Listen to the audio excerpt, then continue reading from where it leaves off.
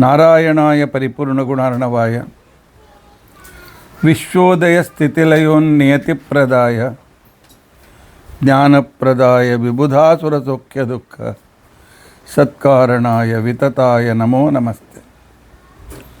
अभ्रमं भंगरहितं विमलं सदा आनन्दतीर्थमतुलं भजे तापत्रयापहं भवति यदनुभावादेडमूकोऽपि वाग्मी जडमतिरपि जन्तुर्जायते प्राज्ञमौलिः सकलवचनचेतो देवता भारती सा मम वचसि निधत्तां सन्निधिं मानसे च।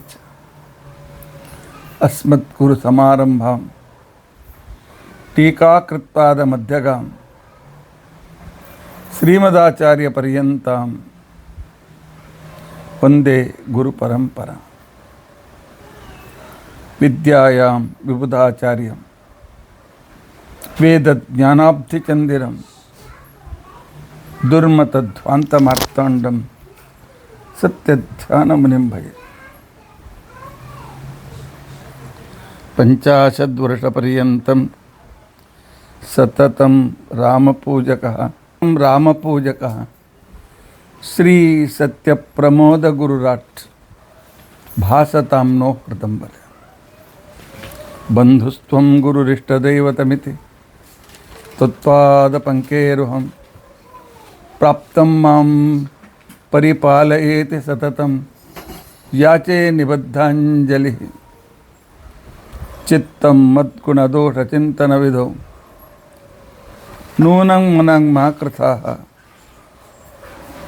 श्री सत्यात्मगुरो त्वदङ्घ्रियुगलं हित्वा नमे सद्गतिः।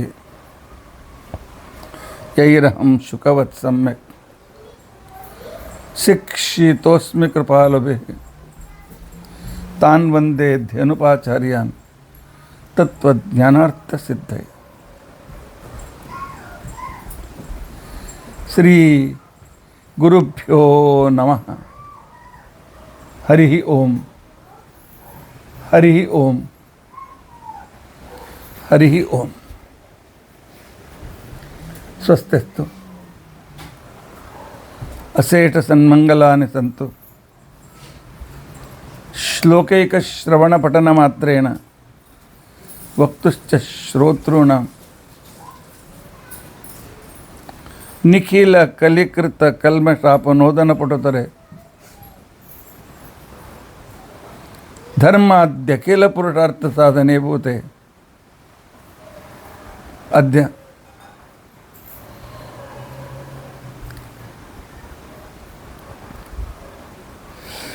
विष्णु सहस्रनाम बृहति सहस्र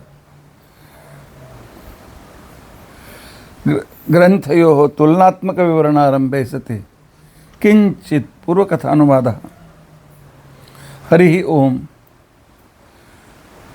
हरि ओम हरि ओम। हरे राम राम राम हरे हरे। हरे कृष्णा कृष्ण कृष्ण हरे हरे।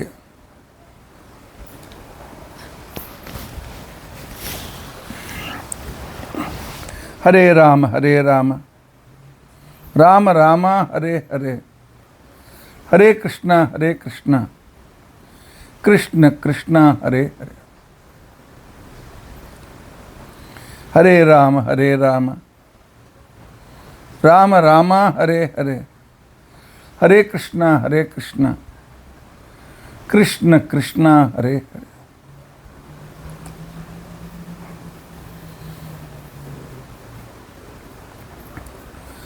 हरे राम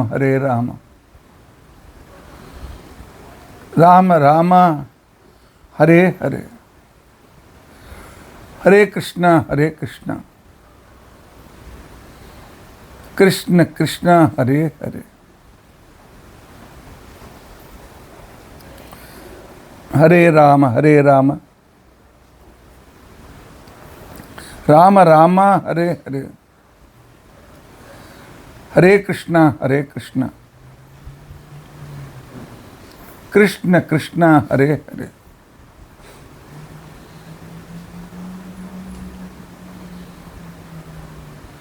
ಹರೇ ರಾಮ ರಾಮ ರಾಮ ಹರೇ ಹರೇ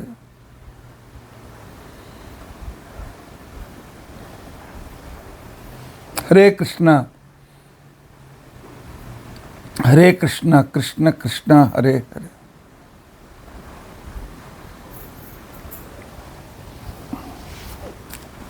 ಶ್ರೀ ಗುರುಭ್ಯೋ ನಮಃ. ಹರಿ ಓಂ ಹರಿ ಓಂ ಹರಿ ಓಂ.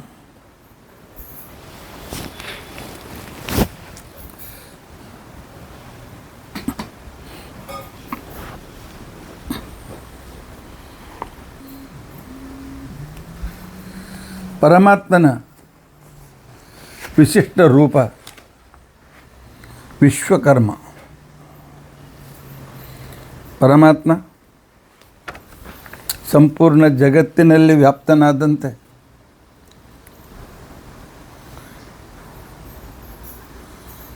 ಪಂಚವ್ಯೂಹ ರೂಪದಿಂದ ನಮ್ಮ ಶರೀರದಲ್ಲಿದ್ದು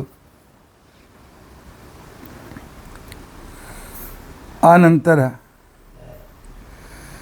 ಪುರುಷಾದಿ ರೂಪಗಳಿಂದ ಸಂಪೂರ್ಣ ಜಗತ್ತಿನಲ್ಲಿ ವ್ಯಾಪ್ತನಾದ ಪರಮಾತ್ಮ ಬ್ರಹ್ಮಾಂಡ ಮತ್ತು ಪಿಂಡಾಂಡಗಳ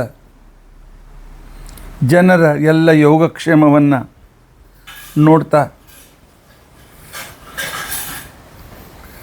ನಮ್ಮ ಶರೀರದಲ್ಲಿ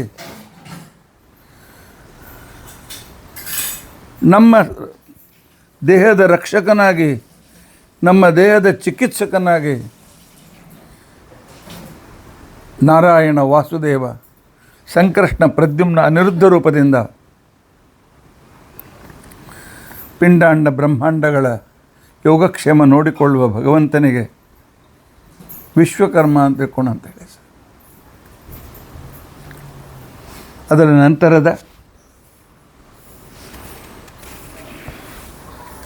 ಪರಮಾತ್ಮನ ಹೆಸರು 53ನೇ ಹೆಸರು ಮನು. ಭಗವಂತನಿಗೆ ಮನು ಅಂತ ಯಾಕಂತಾರೆ?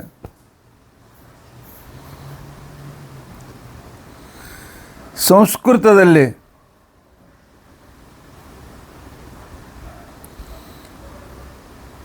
ಮನು ಶಬ್ದಕ್ಕೆ ಅನೇಕ ಅರ್ಥಗಳಿವೆ. ಅಷ್ಟೇ ಅಲ್ಲ, ಸಂಸ್ಕೃತದಲ್ಲಿ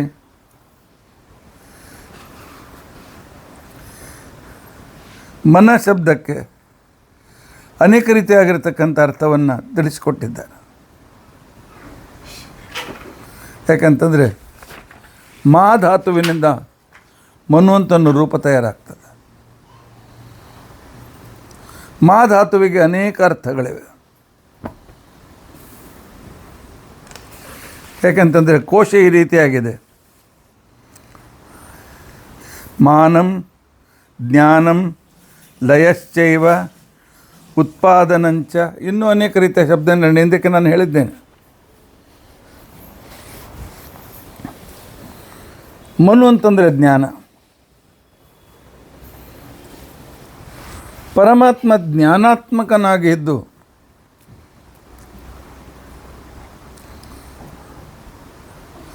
ನಮ್ಮೆಲ್ಲರ ಸ್ತೋತ್ರವನ್ನು ಸ್ವೀಕಾರ ಮಾಡ್ತಾನೆ. ಅವನ ಸ್ತೋತ್ರ ನಾವು ಮಾಡಲೇಬೇಕು. ಯಾಕೆ? ನಮ್ಮ ಮೇಲೆ ಪರಮಾನುಗ್ರಹವನ್ನು ಮಾಡ್ತಕ್ಕಂಥ ವ್ಯಕ್ತಿ. ಮನುಷ್ಯನಿಗೆ ಜ್ಞಾನ ಬಹಳ ಮಹತ್ವಪೂರ್ಣವಾದದ್ದು. ಪರಮಾತ್ಮ ಭಗವದ್ಗೀತೆಯಲ್ಲಿ ಬಹಳ ಸ್ಪಷ್ಟವಾಗಿ ಹೇಳ್ತಾನೆ, ಜ್ಞಾನಿ ಪ್ರಿಯತಮೋ ಅಥೋಮೆ. ನನಗೆ ಜ್ಞಾನಿ ಆದಂಥ ವ್ಯಕ್ತಿ ಬಹಳ ಪ್ರೀತ್ಯಾಸ್ಪದ ಅಂತ ತಿಳ್ಕೊಂಡಂತ ಹೇಳ್ತಾರೆ. ಇದೇನದು ಜ್ಞಾನ? ಜ್ಞಾನ ಅಂದರೆ ಏನು? ಜ್ಞಾನ ಅಂದರೆ ನಾಲೆಜ್ ಅಂತ ನಾವು ಕರಿತೇವೆ.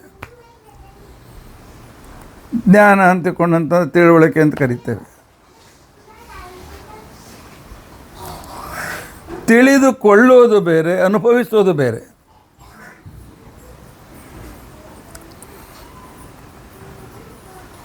ಅಂಗಡಿಯಲ್ಲಿ ಜಿಲೇಬಿಯನ್ನು ನೋಡ್ತೇವೆ, ಅದು ಜ್ಞಾನ ಅಲ್ಲ, ಅದು ಅದರ ಬಗ್ಗೆ ಇರತಕ್ಕಂಥ ಪರಿಚಯ, ಇನ್ಫಾರ್ಮೇಷನ್. ಆದರೆ ಜಿಲೇಬಿಯನ್ನು ತಿಂತಾ ಅದರದ್ದೇನು ಸುಖ ಅನುಭವಿಸ್ತೇವಲ್ಲ, ಅದು ಜ್ಞಾನ. ಅದನ್ನು ಅನುಭವಿಸಿ ಭಗವಂತ ಜ್ಞಾನಾತ್ಮಕನಾಗಿದ್ದುಕೊಂಡು ಜ್ಞಾನ ಸ್ವರೂಪನಾಗಿದ್ದುಕೊಂಡು ಜ್ಞಾನವೇ ಅವನ ದೇಹವಾದ್ದರಿಂದಾಗಿ ಪರಮಾತ್ಮ ಎಲ್ಲ ಅಜ್ಞಾನ ಅಂತನ್ನುವ ಶತ್ರುವನ್ನು ಓಡಿಸಿಬಿಡ್ತಾನೆ. ಜ್ಞಾನ ಸ್ವರೂಪ, ಜ್ಞಾನದಾಯಕ. ಅವನ ಉಪಕಾರ ಎಷ್ಟಿದೆ ಅಂತಕೊಂಡಂತ ಅನ್ನೋದನ್ನು ಕಲ್ಪನೆ ಮಾಡಿಕೊಳ್ಳಿ. ಭಗವಂತನಿಗೆ ಜ್ಞಾನ ಶರೀರವುಳ್ಳವನು, ಜ್ಞಾನಾನಂದಾತ್ಮಕ ಶರೀರ ಇರ್ತಕ್ಕಂಥವನು ಅಂತ ಅರ್ಥ. ಏನಪ್ಪ ಜ್ಞಾನಾನಂದಾತ್ಮಕ ಅಂದರೆ ಏನು?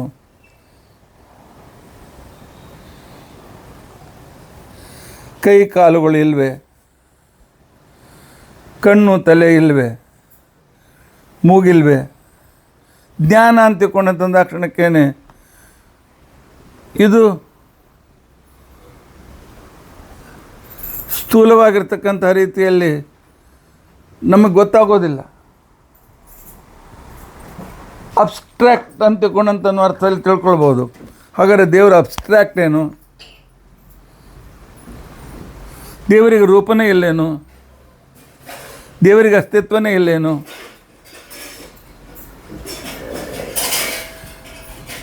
ಹಾಗಾದರೆ ಜ್ಞಾನ ಅಂತಂದರೆ ಏನು? ಜ್ಞಾನ ಅದಕ್ಕೊಂದು ಆಕೃತಿ ಇರ್ತೇಯ, ಕೈ ಕಾಲು ಇತ್ಯಾದಿ ಆಕೃತಿ ಇರ್ತೇಯ? ಇವೆಲ್ಲ ನಿಜವಾದ ಬಹಳ ದೊಡ್ಡ ಪ್ರಶ್ನೆಗಳು. ಪರಮಾತ್ಮ ಜ್ಞಾನಾನಂದ ಶರೀರವುಳ್ಳವನಾಗಿದ್ದಾನೆ. ಹೌದು, ಜ್ಞಾನಕ್ಕೆ ಆದಿ ಇಲ್ಲ, ಕೊನೆ ಇಲ್ಲ. ಆನಂದಕ್ಕೂ ಕೂಡ ಆದಿ ಕೊನೆ ಇಲ್ಲ. ಪರಮಾತ್ಮನಿಗೂ ಆದಿ ಕೊನೆ ಇಲ್ಲ, ಅನಾದಿ ನಿತ್ಯ ಪರಮಾತ್ಮ. ಭೂತ ವರ್ತಮಾನ ಭವಿಷ್ಯತ್ ಕಾಲದಲ್ಲಿ ಎಲ್ಲ ಕಾಲದಲ್ಲಿರ್ತಕ್ಕಂಥವನು ಪರಮಾತ್ಮ. ಈ ಪರಮಾತ್ಮ ಇವನ ಜ್ಞಾನ ಸ್ವರೂಪ ಅಂದರೆ ಏನು? ಇದನ್ನು ಅರ್ಥ ಮಾಡಿಕೊಳ್ಳೋದು ಹೇಗೆ? ಬಾಯಿಂದ ಹೇಳ್ಬಿಡ್ತೇವೆ ಜ್ಞಾನಾನಂದ ಸ್ವರೂಪ ಅಂತೇಳಿ. ಜ್ಞಾನ ಸ್ವರೂಪಿ ಅಂತ ಮನನಂ ಜ್ಞಾನಂ ಮನನಮೇವ ಮನು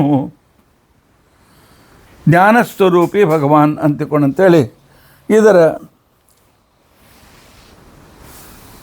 ಮನು ಶಬ್ದದ ಅರ್ಥವನ್ನು ಮಾಡಿದ್ದಾರೆ. ಏನಪ್ಪ ಜ್ಞಾನಸ್ವರೂಪ ಅಂತಂದರೆ?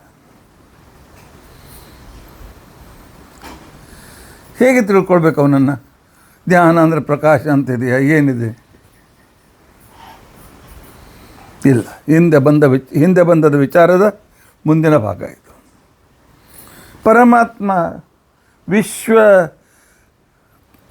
ವಿಶ್ವಕರ್ಮನಾಗಿ, ಇಂದಿನ ಹೆಸರು ಕೂಡ ಪರಮಾತ್ಮನ ಹೆಸರು ವಿಶ್ವಕರ್ಮ. ವಿಶ್ವಕರ್ಮನಾಗಿ ಸಂಪೂರ್ಣ ವಿಶ್ವದ ಕಣಗಳಲ್ಲಿ ಅವನು ವ್ಯಾಪ್ತನಾಗಿ ಪರಮಾತ್ಮ ಎಲ್ಲರಿಗೂ ಎಲ್ಲ ವಿಧವಾಗಿರ್ತಕ್ಕಂಥ ಅನುಕೂಲತೆಯನ್ನು ಮಾಡಿಕೊಡ್ತಾನೆ. ಆದ್ದರಿಂದಾಗಿ ಅವನಿಗೆ ವಿಶ್ವಕರ್ಮ ಅಂತ ಹೇಳಿ ಹೆಸರು. ಬರೀ ಹೊರಗಿದ್ದು ಪರಮಾತ್ಮ ನಮ್ಮನ್ನು ರಕ್ಷಣೆ ಮಾಡ್ತಾನೆ ಅಂತ ಎಷ್ಟು ತಿಳ್ಕೊಳ್ಬೇಡಿ. ಅವನು ಜ್ಞಾನ ಸ್ವರೂಪ. ಜಗತ್ತಿನಲ್ಲಿ ಎಷ್ಟು ವಸ್ತುಗಳಿವೆ, ಎಷ್ಟು ಚರ ಮತ್ತು ಅಚರ ಪದಾರ್ಥಗಳಿವೆ, ಎಷ್ಟು ಚೇತನರಿದ್ದಾರೆ, ಅವರೆಲ್ಲರಲ್ಲಿಯೂ ಕೂಡ ಇದ್ದು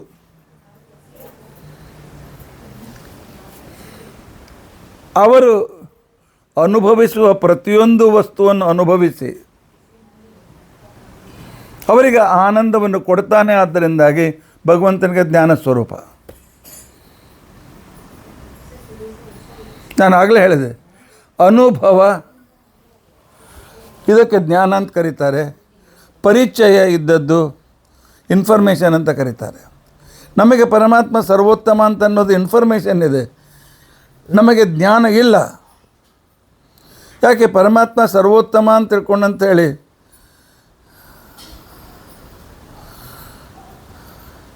ಹೇಗೆ ತಿಳ್ಕೊಳ್ಬೇಕು? ಅದಕ್ಕೂ ಯಜ್ಞಗಳಲ್ಲಿ ಅಶ್ವಮೇಧ ಶ್ರೇಷ್ಠ, ಪ್ರಕಾಶ ಕೊಡುವವರಲ್ಲಿ ಸೂರ್ಯ ಶ್ರೇಷ್ಠ. ಹಾಗೆ ಜಗತ್ತಿನಲ್ಲಿ ಎಲ್ಲ ಏನು ಕ್ರಿಯೆಗಳು ನಡೆದಿದೆ ಅದರ ಅಸೀಮಿತವಾದ ರೀತಿಯಲ್ಲಿ ಯಾವನು ಎಲ್ಲವನ್ನು ನಡೆಸ್ತಾನೆ ಕೂತ್ಕೊಂಡು, ಆದ್ದರಿಂದ ಅವನು ಸರ್ವೋತ್ತಮ. ಸರ್ವರನ್ನು ಮೀರಿ ಇರತಕ್ಕಂಥ ವ್ಯಕ್ತಿ ಸರ್ವೋತ್ತಮ. ಹಾಗಾದರೆ ಜಗತ್ತಿನಲ್ಲಿ ಅವನಿಗೆ ಅನುಭವ ಇಲ್ಲದೇ ಇರತಕ್ಕಂಥ ವಸ್ತು ಜಗತ್ತಿನಲ್ಲಿಲ್ಲ.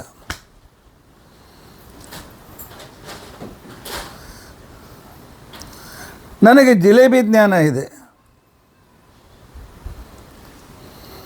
ಆದರೆ ನನಗೆ ಬರ್ಗರ್ ಜ್ಞಾನ ಇಲ್ಲ. ಈಗಿನ ಕಾಲದಲ್ಲಿ ಅಡ್ವರ್ಟೈಸ್ಮೆಂಟ್ ಬರ್ಗರ್ ನೋಡಿದ್ದೇನೆ ಚಿತ್ರದಲ್ಲಿ. ಬರ್ಗರ್ ಅಂತೇನು ಅಂತ ಅನ್ನೋದು ಗೊತ್ತಿದೆ, ಆದರೆ ಅದರ ಜ್ಞಾನ ಇಲ್ಲ, ಇನ್ಫಾರ್ಮೇಷನ್ ಇದೆ. ಈ ವಿಷಯ ಬಹಳ ಮಹತ್ವಪೂರ್ಣವಾಗಿ ತಿಳಿದುಕೊಳ್ಳಿ, ಅನುಭವಿಸಬೇಕು. ಪರಮಾತ್ಮ ಆನಂದ ಸ್ವರೂಪ ಅಂತ ತಿಳ್ಕೊಂಡಂತನ್ನೋದನ್ನು ಹೇಗೆ ಅನುಭವಿಸಬೇಕು? ಹೌದು, ಪ್ರತಿಯೊಂದು ಸಂದರ್ಭದಲ್ಲಿಯೂ ಭಗವಂತನನ್ನು ಕಾಣುತ್ತಾ ಆನಂದವನ್ನು ನಾವು ಪಡಿತಾ ಇದ್ದರೆ ಆನಂದ ಸ್ವರೂಪಿಯಾದ ಪರಮಾತ್ಮನ ಜ್ಞಾನ ನಮಗಿದೆ ಅಂತ ಅರ್ಥ. ಪರಮಾತ್ಮನ ಮಹಿಮೆ ತಿಳಿದಾಕ್ಷಣಕ್ಕೆ ಆನಂದವಾಗ್ತಾ ಇದ್ದರೆ ಅದರ ಆನಂದದ ಅನುಭವ ನಮಗಿದೆ ಅಂತ ಅರ್ಥ. ಬರೀ ದೇವಾಲಯಕ್ಕೆ ಹೋಗಿ ಬಂದೆವು, ನಮಸ್ಕಾರ ಮಾಡಿದೆವು, ತೆಂಗಿನಕಾಯಿ ಹೊಡೆಸಿದೆವು, ಆದರೆ ಅಲ್ಲಿ ಪರಮಾತ್ಮನನ್ನು ನೋಡಿದ ಆನಂದ ಆಯಿತೆ. ಶಾಲಿಗ್ರಾಮದ ಪೂಜೆ ಮಾಡುವಾಗ ಇಲ್ಲಿ ಪರಮಾತ್ಮ ಸನ್ನಿಹಿತನಾಗಿದ್ದಾನೆ, ಆ ಪರಮಾತ್ಮ ನನ್ನ ಕೈಯಲ್ಲಿದ್ದಾನೆ ಅಂತನೋ ಅನುಭವ ನಮಗಾಗಿದೆಯಾ? ಆಗಿದ್ದರೆ ನಮಗೆ ಪರಮಾತ್ಮನ ಬಗ್ಗೆ ಜ್ಞಾನ ಇದೆ ಅಂತ ಅರ್ಥ.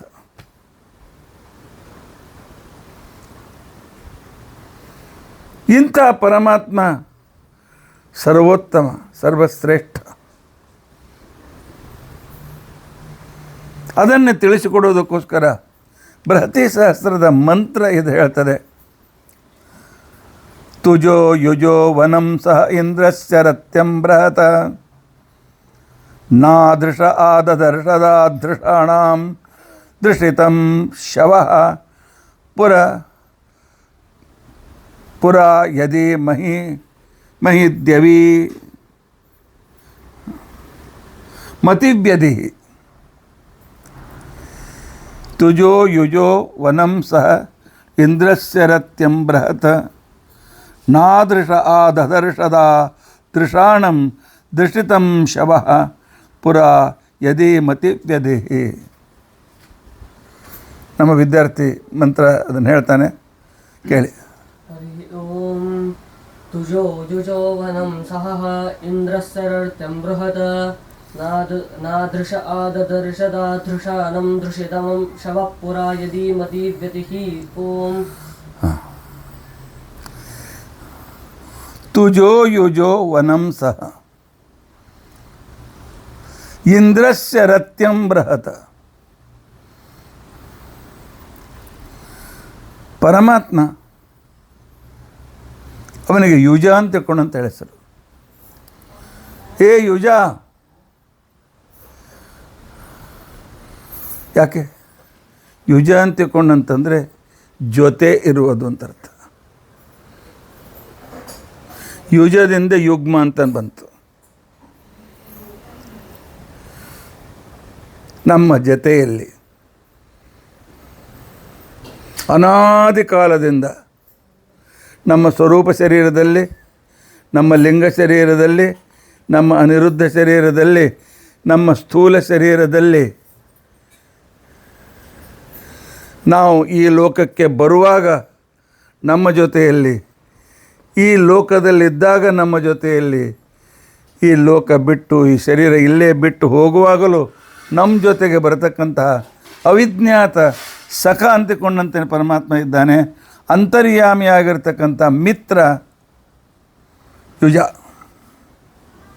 ಅವನಿಗೆ ಯುಜ ಯುಜ ಅಂತಿಕೊಂಡಂತ ಹೇಳಿಸು. ಪರಮಾತ್ಮನಿಗೆ ತುಜ, ಯುಜ ಅಂತ ಹೆಸರಿದ್ದಂತೆ ತುಜ ಅಂತೂ ಕೂಡ ಹೆಸರಿದೆ. ಏನು ಯುಜ ತುಜ? ತುಜ ಅಂತಿಕೊಂಡಂತಂದರೆ ದಾನ ಗಮನ ಅಂತ ಅರ್ಥ. ಆದ್ದರಿಂದಾಗಿ ಜ್ಞಾನ ಮತ್ತು ಕರ್ಮಗಳನ್ನು ನಮ್ಮ ಕಡೆಯಿಂದ ಮಾಡಿಸುತ್ತಾ ತಾನು ಜ್ಞಾನಾತ್ಮಕನಾಗಿದ್ದಾನೆ. ಜ್ಞಾನಾತ್ಮಕನಾಗಿದ್ದಾನೆ ಅಂತಂದರೆ ಪರಮಾತ್ಮನಿಗೆ ಯಾವುದರ ಅನುಭವ ಇಲ್ಲ ಅಂತಿಲ್ಲ, ಎಲ್ಲ ಅನುಭವ ಇದೆ, ದುಃಖ ಬಿಟ್ಟು. ದುಃಖದ ಅನುಭವ ಪರಮಾತ್ಮನಿಗಿಲ್ಲ. ಹಾಗಾದರೆ ಪರಮಾತ್ಮ ಅಪೂರ್ಣತೆ ಬಂತಲ್ಲ. ದುಃಖದ ಅನುಭವ ಇಲ್ಲದೇ ಇರುವುದು ಅಪೂರ್ಣತೆ ಅಲ್ಲ, ದುಃಖದ ಅನುಭವ ಇರುವುದು ಅಪೂರ್ಣತೆ. ಯಾವುದು ಪೀಡಾದಾಯಕವೋ ಅದು ಇದ್ದರೆ ನಾವು ಅಪೂರ್ಣರು. ಪರಮಾತ್ಮನಿಗೆ ದುಃಖದ ಅನುಭವ ಇಲ್ಲ. ಯಾಕಂತಂದರೆ ಸುಖವನ್ನು ಮಾತ್ರ ಪರಮಾತ್ಮ ಸ್ವೀಕಾರ ಮಾಡ್ತಾನೆ. ಶುಭಂ ಪಿಬತ್ಯಸೌ, ನಮ್ಮ ಪುಣ್ಯ, ಆ ಪುಣ್ಯದಿಂದ ಬಂದಿರತಕ್ಕಂಥ ಆನಂದ, ಇವೆಲ್ಲವುಗಳನ್ನು ಪರಮಾತ್ಮ ಸ್ವೀಕಾರ ಮಾಡ್ತಾನೆ. ಜ್ಞಾನ ಕರ್ಮಗಳ ಪ್ರೇರಣೆ ಮಾಡ್ತಾ ಈ ಜಗತ್ತನ್ನು ಹುಟ್ಟಿಸ್ತಕ್ಕಂಥವನು ಪರಮಾತ್ಮ. ಜಗತ್ತನ್ನು ಹುಟ್ಟಿಸಿ ಉಪಕಾರ ಮಾಡಿದ್ದರಿಂದ ಸ್ವರೂಪ ಶರೀರದಿಂದ ಹಿಡಿದುಕೊಂಡು ಈ ಸ್ಥೂಲ ಶರೀರದವರೆಗೂ ನಮ್ಮನ್ನು ಬಿಟ್ಟು ಹೋಗದೇ ಇರತಕ್ಕಂತಹ, ಸದಾ ಸರ್ವಕಾಲದಲ್ಲಿಯೂ ನಮ್ಮ ಹಿತನಾಗಿರ್ತಕ್ಕಂಥ, ನಮ್ಮ ಕಣ್ಣಿಗೆ ಕಾಣದೆ ನಮಗೆ ಹಿತ ಮಾಡ್ತಕ್ಕಂತಹ ಅವಿಜ್ಞಾತ ಸಖ ಭಗವಂತ. ಯಾಕೆ ಅವನಿಗೆ ಯುಜ ಅಂತ ಕೊಂಡಂತ ಹೇಳಿಸ್ತಾರೆ. ಇವನ ಸಹ ಇಂದ್ರಸ್ಯ ಸಹ, ಸಹ ಅಂತಿಕೊಂಡಂತಂದರೆ ಬಲ. ವನಂ ಅಂತಿಕೊಂಡಂತಂದರೆ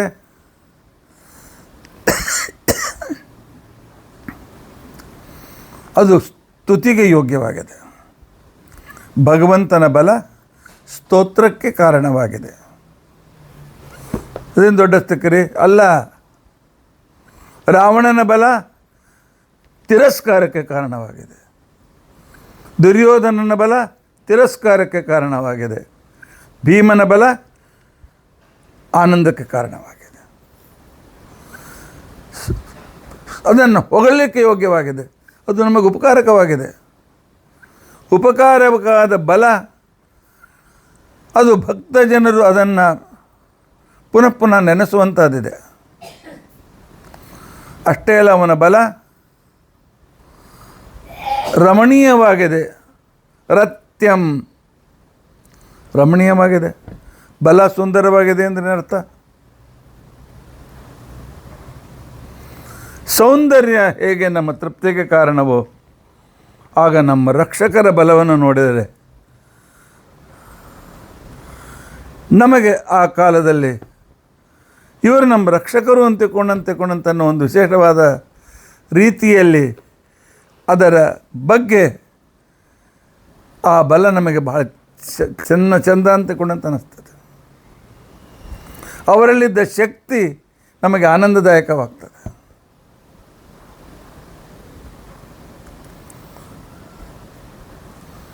ಒಬ್ಬ ವ್ಯಕ್ತಿ ಕೈಯಲ್ಲಿ ಚಾಕು ಹಿಡಿದುಕೊಂಡು ಯಾರು ಬರ್ತೀರಿ ಬನ್ನಿ ಕೊಲ್ತೇನೆ ಅಂತಂದಾಗ ಆಗ ಇಬ್ಬರು ಬಲಿಷ್ಠರಾದ ಪೊಲೀಸರು ಬಂದು ಅವನನ್ನು ಹಿಡಿದು ಒಂದು ಚಾಕು ಕಸಿಕೊಂಡಾಗ ಅವನನ್ನು ಗಟ್ಟಿಯಾಗಿ ಹಿಡಿದಾಗ ಅವನು ಚೋಡೋ ಚೋಡೋ ಚೋಡೋ ಚೋಡೋ ಅಂತೇಳಿ ಚೀರ್ತಾ ಇದ್ದರೆ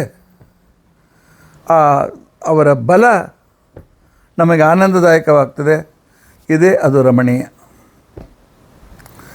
ಬಲ ಸ್ತುತಿಗೆ ಯೋಗ್ಯ. ಬಲ ಅದರಲ್ಲಿರ್ತಕ್ಕಂಥ ಒಂದು ಸೌಂದರ್ಯ ಬೇರೆ. ಭೀಮನ ಬಲ, ಆ ಬಲದಲ್ಲಿ ಸೌಂದರ್ಯವೂ ಇದೆ, ಸ್ತುತಿಯೋಗ್ಯತ್ವೂ ಕೂಡ ಇದೆ, ಶತ್ರು ವಿನಾಶಕಂತೂ ಇದ್ದೇ ಇದೆ. ಪರಮಾತ್ಮನ ಬಲವೂ ಕೂಡ ಅದೇ ರೀತಿಯಾಗಿದೆ. ಅಷ್ಟೇ ಅಲ್ಲ, ಅವನ ಬಲ ಬೃಹತ್, ಸರ್ವಶ್ರೇಷ್ಠ ಬಲ ಆಗಿದೆ. ಅವನ ಸಮಾನ ಯಾರೂ ಇಲ್ಲ. ಅವನ ಸಮಾನ ಯಾರೂ ಇಲ್ಲ ಅಂತ ಯಾಕೆ ಗೊತ್ತ್ರಿ ನಿಮಗೆ? ನಿಮಗೇ ಗೊತ್ತಾಯ್ತು. ಅವನಕ್ಕಿಂತ ಬಲಿಷ್ಠ ಇರ್ಬೋದಲ್ಲ ಜಗತ್ತಿನಲ್ಲಿ. ಪರಮಾತ್ಮ ಕೃಷ್ಣನಾದಾಗ ಒಮ್ಮೆ ಯಾವುದೋ ಒಂದು ಹಬ್ಬಕ್ಕೋಸ್ಕರ, ಕಾರ್ಯಕ್ರಮಕ್ಕೋಸ್ಕರ ಪ್ರಭಾಸ ಕ್ಷೇತ್ರದಲ್ಲಿ ಎಲ್ಲ ರಾಜರು ಸೇರಿರ್ತಾರೆ. ಒಳ್ಳೆಯ ರಾಜರು, ಜರಾಸಂಧ, ದಂತವಕ್ರ, ಶಿಶುಪಾಲಾದಿಗಳು ಬಂದಿರ್ತಾರೆ. ಆಗ ಪರಮಾತ್ಮ ಒಂದೇ ಮಾತನ್ನು ಹೇಳ್ತಾನೆ, ನಿಮ್ಮೆಲ್ಲರಿಗಿಂತಲೂ ನಾನು ಬಲಿಷ್ಠ ಇದ್ದೇನೆ. ನನ್ನ ಎದುರಿಗೆ ನಿಮ್ಮ ಬಲ ಸಾಸಿವೆ ಕಾಳಕ್ಕಿಂತಲೂ ಕಡಿಮೆ. ಪರೀಕ್ಷೆ ಮಾಡಬೇಕಾ? ಬನ್ನಿ, ನನ್ನ ವಿರುದ್ಧ ನಿಂದೆ. ಭೀಮ ಹೋಗು, ಆ ಪಾರ್ಟಿಯಲ್ಲಿ ಹೋಗು. ಭೀಮ ಹೋಗಲಿಲ್ಲ. ನನ್ನ ಗುರು ನೀನು, ನನ್ನ ತಂದೆ ನೀನು, ನನ್ನ ಸರ್ವಸ್ವ ನೀನು ಪರಮಾತ್ಮ. ಆದ್ದರಿಂದಾಗಿ ನಿನ್ನ ವಿರುದ್ಧ ನಾನು ಹೋಗೋದಿಲ್ಲ.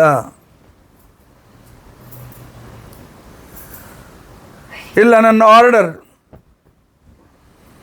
ಭೀಮನಿಗೆ ಬಂದು ದೇವರ ಮಾತು ಮೀರುವಂತಿಲ್ಲ, ದೇವರ ವಿರುದ್ಧ ಶಸ್ತ್ರ ಎತ್ತೋದಿಲ್ಲ ಅಂತನ್ನೋದು ವ್ರತ ಬೇರೆ.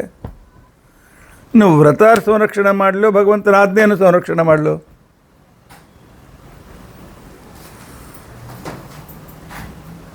ನಾನು ಎರಡನ್ನು ಸಾಧಿಸ್ತೇನೆ ಅಂತ ತಿಳ್ಕೊಂಡು ಭೀಮ ಹೇಳಿದೆ. ಅವನ ವಿರುದ್ಧ ನಿಂತಂತೆ ಮಾಡ್ತೇನೆ, ಅವನ ವಿರುದ್ಧ ಆ ಯುದ್ಧದಲ್ಲಿ ಅವನ ವಿರುದ್ಧ ಭಾಗವಹಿಸ್ತೇನೆ. ಆದರೆ ನನ್ನಿಂದ ಅವನಿಗೇನು ಹಾನಿಯಾಗೋದು, ನಾನು ಶಸ್ತ್ರ ಹಿಡಿಯೋದಿಲ್ಲ. ಆದರೆ ಭೀಮ ಏನು ಮಾಡಿದ? ಕೃಷ್ಣ ರಥದಲ್ಲಿ ಕೂತ್ಕೊಂಡು ಬಂದ ಯುದ್ಧದಲ್ಲಿ ಘೋರ ಯುದ್ಧ ಪ್ರಾರಂಭವಾಯಿತು. ರಥದ ಚಕ್ರ ಒಂದು ಸೆಕೆಂಡ್ ಹಿಡಿದ ಭೀಮ, ಬಿಟ್ಟ. ಆಯ್ತು, ನನ್ನ ಕರ್ತವ್ಯ ಮುಗೀತು. ಯಾಕೆಂದರೆ ಎದುರಾಳಿಯ ರಥದ ಗತಿ ನಿಲ್ಲಿಸುವುದು ಇದು ಕೂಡ ಯುದ್ಧದ ಒಂದು ಭಾಗ. ಆದರೆ ಯುದ್ಧದ ಎದುರಿಗೆ ಶಸ್ತ್ರ ಹಿಡಿಯೋದಿಲ್ಲ ಅಂತನ್ನೋದು ನಿಯಮ. ಅದಕ್ಕೆ ಗಾಳಿ ಮುಟ್ಟಿ ನಿಲ್ಲಿಸಿದ ಹಾಗೆ ಮಾಡಿ ಪರಮಾತ್ಮ ಆದ್ಯ ಪರಿಪಾಲನೆ ಮಾಡಿದೆ, ನನ್ನ ವ್ರತವನ್ನು ಪರಿಪಾಲನೆ ಮಾಡಿದೆ ಅಂತನ್ನೋ ರೀತಿಯಲ್ಲಿ ಭೀಮಸೇನ ನಮಗೆ ತೋರಿಸಿಕೊಟ್ಟಿದ್ದ. ಆದ್ದರಿಂದಾಗಿ ಎಲ್ಲರೂ ಸೋತು ಹೋಗಿದ್ದಾರೆ.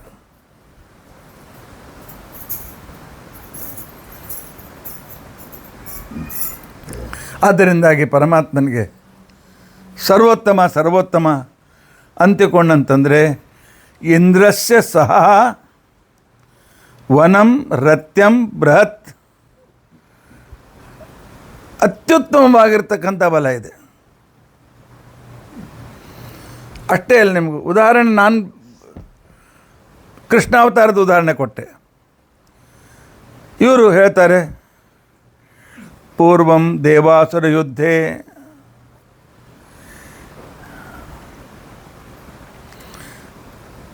ದೇವಾಸುರದ ಯುದ್ಧದಲ್ಲಿ ಪರಮಾತ್ಮ ಶತ್ರುಗಳನ್ನೆಲ್ಲ ಸೋಲಿಸಿಬಿಟ್ಟ.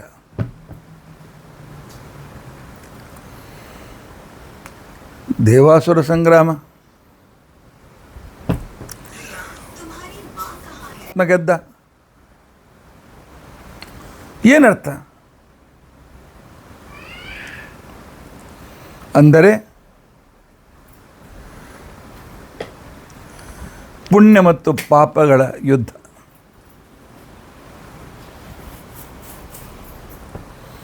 ನಮ್ಮಲ್ಲಿ ದೇವತೆಗಳು ಸಂಧ್ಯಾ ವಂದನೆ ಮಾಡಿದಾಗ ದೇವರು ಇವ ನಮ್ಮ ಹೆಸರು ತೊಗೊಂಡಾನ, ಆದ್ದರಿಂದಾಗಿ ನಾವು ಇವನಿಗೆ ರೀತಿಯಾಗಿರ್ತಕ್ಕಂಥ ಗೆಲುವನ್ನು ಕೊಡ್ತೇವೆ.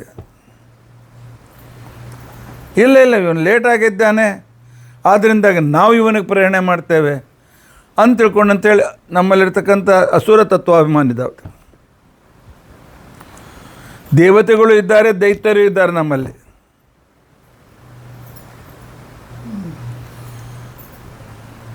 ಪೂಜೆ ಮಾಡುವಾಗ ದೇವತೆಗಳಿರ್ತಾರೆ, ಉಳಿದ ವೇಳೆಯಲ್ಲಿ ದೈತ್ಯರು ಕೆಟ್ಟ ಕೆಲಸ ಮಾಡ್ತೇವೆ, ಕಳ್ಳತನ ಮಾಡ್ತೇವೆ, ಸುಳ್ಳು ಹೇಳ್ತೇವೆ, ಹೊಡಿತೇವೆ, ಬಡಿತೇವೆ, ಮತ್ತೇನೇನೋ ಮಾಡ್ತೇವೆ.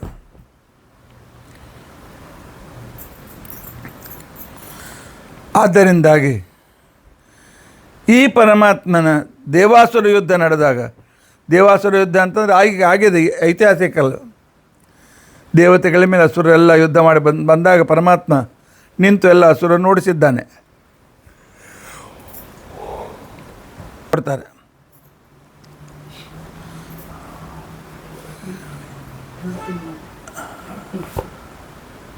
ಅಸುರ ಸಂಗ್ರಾಮದಲ್ಲಿ ಪರಮಾತ್ಮ ಎಲ್ಲ ಅಸುರನ್ನು ತೋರಿಸಿಬಿಟ್ಟಿರ್ತಾರೆ. ಅಂಥದ್ದು ಬಲ ಅವನದು. ಅಷ್ಟೇ ಅಲ್ಲ, ದೃಷಿತಂ ಅತಿವ್ಯಧಿ, ಅವನ ದೈತ್ಯರು ಅವನ ಜೊತೆಗೆ ಯುದ್ಧಕ್ಕೆ ಬಂದಾಗ ಪರಮಾತ್ಮ ತಾನು ಧೈರ್ಯ, ಸಾಹಸ, ಬಲ, ತೇಜ ಇತ್ಯಾದಿಗಳಿಂದ ಶತ್ರುಗಳ ದುಃಖಕ್ಕೆ ಕಾರಣನಾದ. ಅತಿವ್ಯಧಿ, ಶ್ರೇಷ್ಠವಾದ ಧೈರ್ಯಾದಿಗಳಿಂದ ಯುಕ್ತನಾಗಿರ್ತಕ್ಕಂಥ ಇವನು ವ್ಯಧಿ, ವ್ಯಥ, ವ್ಯಧ, ವ್ಯತಿ ಅವರ ದುಃಖಕ್ಕೆ ಕಾರಣನಾದ. ಇನ್ನು ತನ್ನ ಮೇಲೆ ಆಕ್ರಮಣ ಮಾಡಲಿಕ್ಕೆ ಯಾರಾದರೂ ಬಂದರೆ ಆದೃಶೆ, ಯಾರು ತನ್ನ ಮೇಲೆ ಆಕ್ರಮಣ ಮಾಡಲಿಕ್ಕೆ ಬರ್ತಾರೆ ಅಂಥ ದೃಷ್ಟಿತಂ ಶವ ನಾ ಅದರ್ಶತ. ಪರಮಾತ್ಮ ಧೈರ್ಯದಿಂದ ಎದುರಿಸಿ ಶವ ನ ಅದರ್ಶತ. ಶವ ಶವ ಅಂತಂದ್ರೇನು?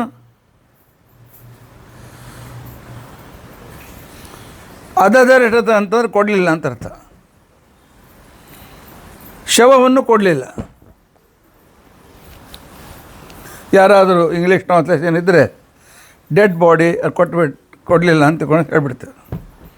ಅಸುರನ್ನು ಕೊಂದ, ಡೆಡ್ ಬಾಡಿ ತಮ್ಮಲ್ಲಿ ಇಟ್ಕೊಂಡ. ಹಾಗಲ್ಲ.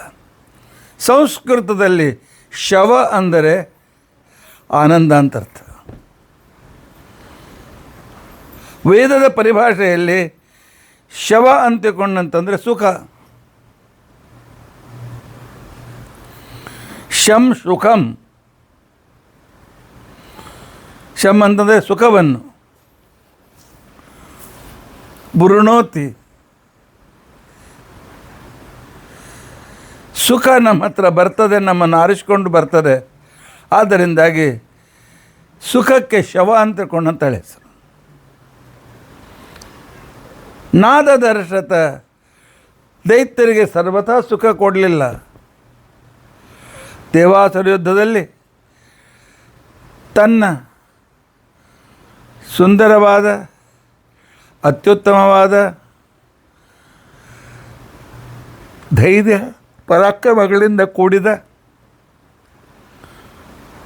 ಪರಮಾತ್ಮ ತಾನು ದೇವಾಸುರ ಸಂಗ್ರಾಮದಲ್ಲಿ ಅಸುರರನ್ನು ಸೋಲಿಸಿದ ಆ ನಂತರ ತನ್ನ ಮೇಲೆ ಆಕ್ರಮಣ ಬಂದಿರತಕ್ಕಂಥವರಿಗೆ ಅಂಧಂಧ ಮನಸ್ಸಿನಲ್ಲಿ ಹಾಕಿ ಅವರಿಗೆ ದುಃಖವನ್ನು ಕೊಟ್ಟ. ಇಂಥ ಮಹಾಮಹಿಮೆ ನಮ್ಮ ದೇವರದ್ದು. ಎಷ್ಟು ರೀತಿಯ ವಿಶೇಷಣಗಳು. ಯುಜ ಎಲ್ಲ ಕಾಲದಲ್ಲಿಯೂ ನಮ್ಮ ಜೊತೆಯಲ್ಲಿರ್ತಕ್ಕಂಥ ನಮಗೆ ಸುಖದಾಯಕರಾದ, ತುಜ ನಮ್ಮ ಜ್ಞಾನ ಮತ್ತು ಕರ್ಮಗಳನ್ನು ಪ್ರೇರಿಸುವ, ಸಹ ಇಂದ್ರನ ಬಲವು, ವನಂ ಸ್ತುತಿಗೆ ಯೋಗ್ಯವಾಗಿದೆ. ಸ್ತೋತ್ರ ಮಾಡಲು ಯಾವುದನ್ನು ಸ್ತೋತ್ರ ಮಾಡಲೇಬೇಕು ಅಂಥ ಅದ್ಭುತವಾದಂಥ ಪರಮಾತ್ಮನ ಶರೀರ. ಆನಂತರ ಆ ಪರಮಾತ್ಮನ ಬಲ ಅತಿ ಹೆಚ್ಚಾಗಿ ಹಿಂದಿನ ಕಾಲದಲ್ಲಿ ದೇವಾಸುರ ಸಂಗ್ರಾಮದಲ್ಲಿ ಯಾರ್ಯಾರು ಎದುರಾಳಿಯಾಗಿ ಬಂದರು ಅವರೆಲ್ಲರನ್ನೂ ನಾಶಪಡಿಸಿ ಪರಮಾತ್ಮ ಅವರಿಗೆ ಸುಖ ಕೊಡಲಿಲ್ಲ, ಕೇವಲ ದುಃಖವನ್ನು ಕೊಟ್ಟ ಅಂತ ತಮಸಿಗೆ ಹಾಕ್ಯದ ಅಂತ ಅರ್ಥ.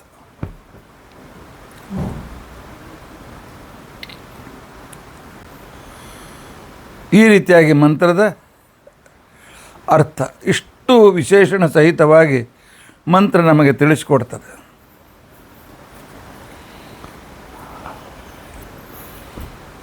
ಆದ್ದರಿಂದ ಪರಮಾತ್ಮನಿಗೆ ಮನು ಅಂತಿಕೊಂಡು ಅಂತ ಹೇಳಿದ್ರು. ಮನು ಅಂತಿಕೊಂಡಂತಂದರೆ ಜ್ಞಾನಸ್ವರೂಪ ಅಂತಿಕೊಂಡಂತ ಅರ್ಥ. ಅರೆ ಜ್ಞಾನಸ್ವರೂಪನಿಗೆ ಈ ಯುದ್ಧ ಗಿದ್ದ ಹೊಡೆದಾಟ ಹೌದು. ಪರಮಾತ್ಮನಿಗೆ ಎಲ್ಲವೂ ಗೊತ್ತಿದೆ. ಯಾರನ್ನು ಹೇಗೆ ಸದೆ ಬಡಿಯಬೇಕು ಗೊತ್ತಿದೆ, ಯಾರಿಗೆ ಯಾವ ಶಿಕ್ಷೆ ಕೊಡಬೇಕು ಅಂತ ಗೊತ್ತಿದೆ. ಅಂಥ ವಿಶಿಷ್ಟ ಜ್ಞಾನವುಳ್ಳ ಜ್ಞಾನಸ್ವರೂಪನಾದ ಪರಮಾತ್ಮ ನಮ್ಮ ಜೊತೆಯಲ್ಲಿ ಗಮನಶೀಲನಾಗಿ ಬಂದು ಎಲ್ಲ ಕಾಲದಲ್ಲೂ ನಮ್ಮ ಮೇಲೆ ಉಪಕಾರ ಮಾಡ್ತಕ್ಕಂಥವನು ಪರಮಾತ್ಮ. ಅಂಥವನನ್ನು ಮರೆಯಬೇಕೆ ಅಂತನ್ನೋ ವಿಚಾರ ಈ ಮಂತ್ರದಲ್ಲಿ ಬರ್ತದೆ. ತುಜೋ ಯುಜೋ ವನಂ ಸಹ ಇಂದ್ರಸ್ಯ ರತ್ಯಂಬ್ರತ ನಾದೃಶಾದೃಷಾಣಂ ದರ್ಶಿತಂ ಶವಃ ಪುರ ಯದಿ ಮತಿವ್ಯಧಿ. ವೇದದ ಅರ್ಥ, ವೇದದ ಭಾಷ್ಯದ ವೈಶಿಷ್ಟ್ಯ ಭಾಳ ಮಹತ್ವಪೂರ್ಣವಾಗಿರ್ತಕ್ಕಂಥದ್ದು. ಇಂತಹ ಪರಮಾತ್ಮನಿಗೆ ಮನು ಅಂತ ತಿಳ್ಕೊಂಡು ಅಂತ ಹೆಸರು. ಮನು ಅಂತಿಕೊಂಡಂತಂದರೆ ಜ್ಞಾನಸ್ವರೂಪ. ಜ್ಞಾನಸ್ವರೂಪ ಅಂತಿಕೊಂಡಂತಂದರೆ ಎಲ್ಲರಲ್ಲಿಯೂ ಎಲ್ಲ ಕಡೆಯಲ್ಲಿಯೂ ಇದ್ದು ಎಲ್ಲ ಅನುಭವವನ್ನು ಪಡೆದವನು ಅಂತ ಅರ್ಥ.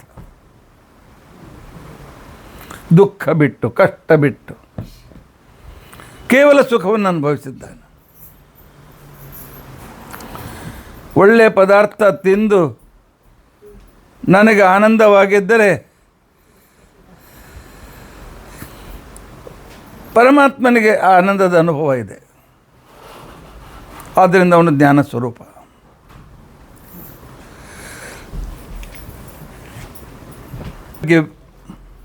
ಅನೇಕ ಪ್ರಮಾಣಗಳು ಕೂಡ ಇವೆ.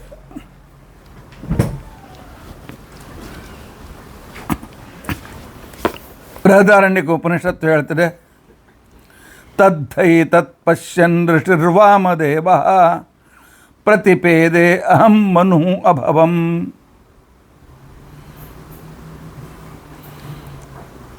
ವಾಮದೇವ ಅಂತನೂ ಋಷಿಗಳು ತಮ್ಮ ದಿವ್ಯ ದೃಷ್ಟಿಯಿಂದ, ತಪಸ್ಸಿನಿಂದ ಪಡೆದ ಆ ದಿವ್ಯ ದೃಷ್ಟಿಯಿಂದ ಒಂದು ವೇದವನ್ನು ಕಂಡು ಹಿಡಿದರು, ವೇದದ್ರಷ್ಟೃಗಳಾದರು. ಆ ಕಾಲಕ್ಕೆ ಅವರಿಗೆ ಈ ರೀತಿ ಅನುಭವ ಬಂತು, ಅಹಂ ಮನು ಅಭವಂ, ನಾನು ಮನು ನಾಮಕನಾಗಿರ್ತಕ್ಕಂಥ ಪರಮಾತ್ಮನ ಆದೆ, ಪರಮಾತ್ಮನ ಸದೃಶನಾದೆ. ಅಹಂ ಮನು ಅಭವಂ. ನೋಡ್ರಿ, ಅದ್ವೈತ ಎಷ್ಟು ಶ್ರೇಷ್ಠ ಇದೆ. ನಾನೇ ಬ್ರಹ್ಮ. ನಿಮ್ಮ ಮಂತ್ರವೇ ಹೇಳ್ತು, ಬೃಹದಾರಣ್ಯಕೋಪನಿಷತ್ನ ಹೇಳ್ತಾರೆ, ಋಷಿರ್ ವಾಮದೇವ. ಈ ರೀತಿಯಾಗಿ ಅವನು ತಿಳಿದುಕೊಂಡ, ನಾನೇ ಮನುವಾಗಿದ್ದೇನೆ ಅಂತ ತಿಳ್ಕೊಂಡಂತೇಳಿ.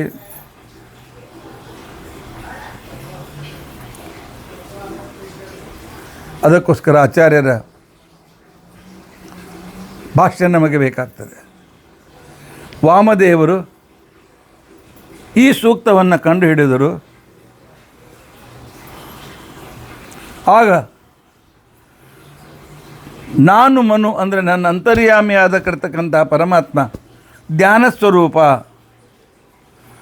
ಜಗತ್ತಿಗೆ ಬೆಳಕನ್ನು ಕೊಡ್ತಕ್ಕಂಥ ಸ್ವರೂಪವುಳ್ಳವನು ಅಂತ ಹೇಳಿ ತಿಳಿದುಕೊಂಡು ಆ ಅಂತರ್ಯಾಮಿಯಾಗಿರ್ತಕ್ಕಂಥ ಪರಮಾತ್ಮನಿಗೆ ತಾವು ಕಂಡ ಮಂತ್ರದಿಂದ ಸ್ತೋತ್ರ ಮಾಡುತ್ತಾರೆ.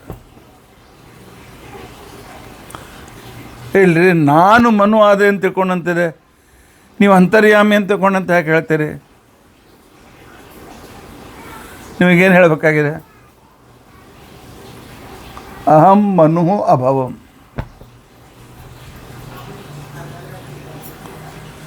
ಅಂದರೆ ಪರಮಾತ್ಮ ಆನಂದ ಸ್ವರೂಪ, ಪರಮಾತ್ಮ ಜ್ಞಾನ ಸ್ವರೂಪ. ಆದ್ದರಿಂದಾಗಿ ಮನು ಮಹರ್ಷಿಯು ಕೂಡ ಜ್ಞಾನವುಳ್ಳವನು. ನಾನು ಮನುವಾದೆ ಅಂದರೆ ಅಂತರ್ಯಾಮಿಯಾಗಿದ್ದುಕೊಂಡು ನಾನು ಈ ಪರಮಾತ್ಮನ ಮಂತ್ರವನ್ನು ಕಂಡು ಧನ್ಯನಾದೆ, ನಾನು ಇವ್ರ ಜೊತೆಗೆ ಸದಸ್ಯಳಾದೆ ಅಂತ ಸಂತೋಷ ಪಡ್ತಾನೆ. ಆದ್ದರಿಂದಾಗಿ ಪರಮಾತ್ಮನ ಅನುಗ್ರಹಕ್ಕೋಸ್ಕರ ಪ್ರಯತ್ನಶೀಲರಾಗಿರಬೇಕು. ಭವಿಷ್ಯತ್ ಪರ್ವ ಹೇಳ್ತಾರೆ, ಮನುರೇಶೋ ಬಬೋಧಾತ್ ಮಂತವ್ಯಸ್ಥೋ ಜನಾರ್ದನ. ಪರಮಾತ್ಮನಿಗೆ ಮನು ಮನು ಯಾಕೆ? ಅವಬೋಧಾತ್, ಜ್ಞಾನ ಕೊಡ್ತಾನೆ, ತಾನು ಸ್ವತಃ ಜ್ಞಾನ ಸ್ವರೂಪನಾಗಿದ್ದಾನೆ. ಅಂಥ ಮನುನಾಮಕ ಪರಮಾತ್ಮ ಮನು ಸ್ವಯಂಭುವ ಮನುವಿನಲ್ಲಿ ಇದ್ದು ಮನುನಾಮಕನಾಗಿ, ಅಂದರೆ ಪರಮಾತ್ಮ ಎಲ್ಲರಿಗೂ ತನ್ನಾಮಕ ತನ್ನಿಯಾಮಕ ತತ್ಪ್ರೇರಕನಾಗಿರ್ತಾನೆ. ನನ್ನಲ್ಲಿದ್ದ ಅಂತರ್ಯಾಮಿಗೆ ನನ್ನ ಹೆಸರೇ ಅವನಿಗಿದೆ. ಆನಂತರ ನಮಗೆ ಜ್ಞಾನವನ್ನು ಕೊಡ್ತಾ ಜ್ಞಾನ ಸ್ವರೂಪನಾಗಿ ನಮ್ಮ ಹೃದಯದಲ್ಲಿರ್ತಾನೆ. ಆದ್ದರಿಂದಾಗಿ ಅವನಿಗೆ ಮನು ಅಂತ ತಿಳ್ಕೊಂಡಂತ ಹೆಸರು. ಆನಂತರ ಸ್ವಯಂಭೂ ಮನುವಿನಲ್ಲಿ ಪರಮಾತ್ಮ ತಾನು ಮನು ಅಂತ ಹೆಸರಿನಿಂದ ಒಳಗಿರ್ತಾನೆ. ಪರಮಾತ್ಮ ಯಾವಾಗಲೂ ತನ್ನ ನಾಮಕ ತನ್ನಿಯಾಮಕ ತತ್ಪ್ರೇರಕನಾಗಿರ್ತಾನೆ. ನನ್ನಲ್ಲಿ ಪರಮಾತ್ಮ ಶ್ರೀನಿವಾಸ ಅಂತ ಹೆಸರಿನಲ್ಲಿದ್ದಾನೆ, ಶ್ರೀನಿವಾಸಾಚಾರ್ಯ ಅಂತ.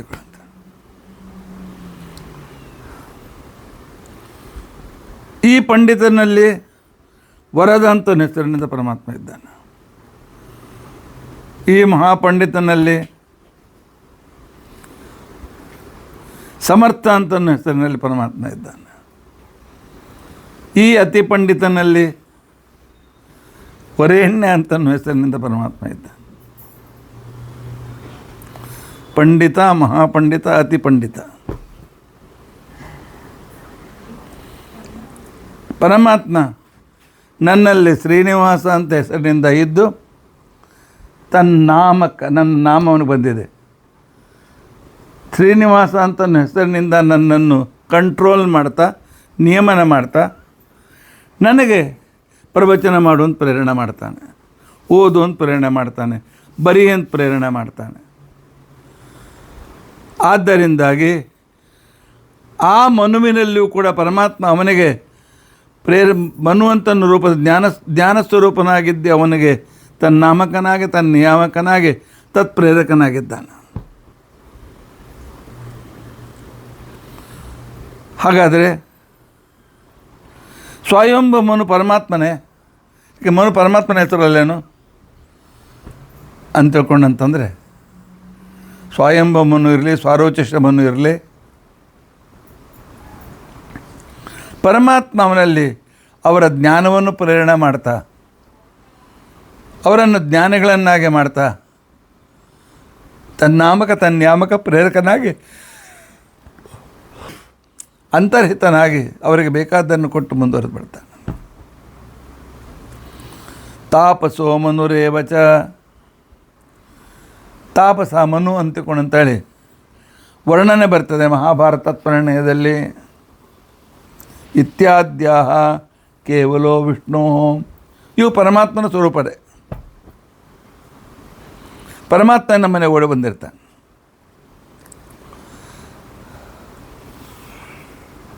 ಈ ರೀತಿಯಾಗಿ ಜ್ಞಾನ ಸ್ವರೂಪ ಅನ್ನೋದನ್ನು ನಾವು ಅರ್ಥ ಮಾಡಿಕೊಳ್ಳೋಣ.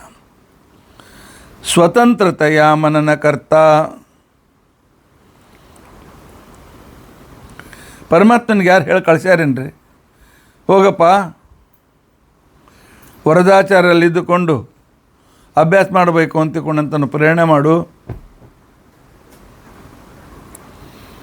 ಅಂತ ಗುರುಗಳು ಹೇಳಿದ್ದಾರೆ. ಇಲ್ಲ, ವರದ ನನಗೆ ಜ್ಞಾನ ಬೇಕು ಅಂತಿಕೊಂಡಂಥ ಇಚ್ಛೆ ಇದ್ದರೆ ಪರಮಾತ್ಮ ಇಲ್ಲ, ಪ್ರತಿಪಕ್ಷದ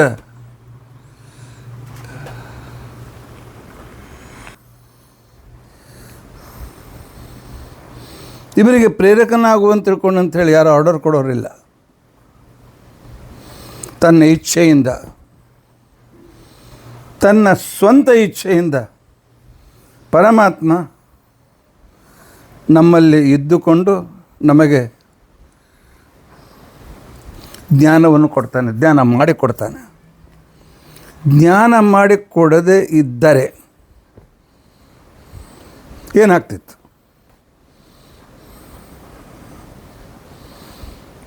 ಬೆಂಕಿ ಕೈ ಇಟ್ಟು ಸುಟ್ಕೋತಿದ್ವಿ. ಯಾಕೆ? ಬಿಸಿ ಹತ್ತಿದ್ದಿಲ್ಲ ಅಂತಿಕೊಂಡಂತಂದರೆ ಸುಡೋ ಜವಾಬ್ದ ಕೈ ಸುಟ್ಟೋಗ್ಬಿಡ್ತಿತ್ತು.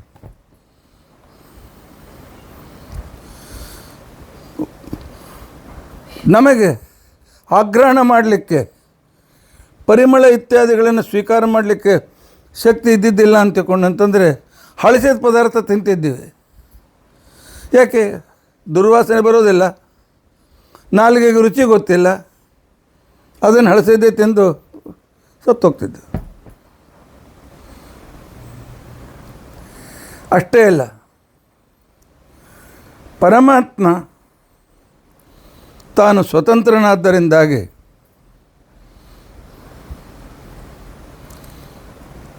ಜ್ಞಾನಿಗಳಾದ ತನ್ನ ಭಕ್ತರನ್ನು ಪ್ರೀತಿಸ್ತಾನೆ.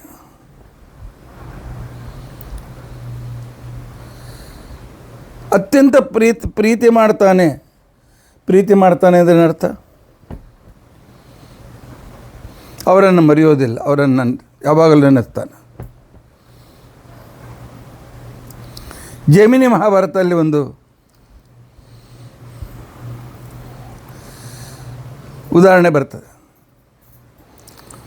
ಶ್ರೀಕೃಷ್ಣನು ಭೇಟಿಯಾಗೋದಕ್ಕೋಸ್ಕರ ನಾರದರು ಬರ್ತಾರೆ. ಸೀದಾ ರುಕ್ಮಿಣಿ ಮನೆಗೆ ಬರ್ತಾರೆ. ರುಕ್ಮಿಣಿ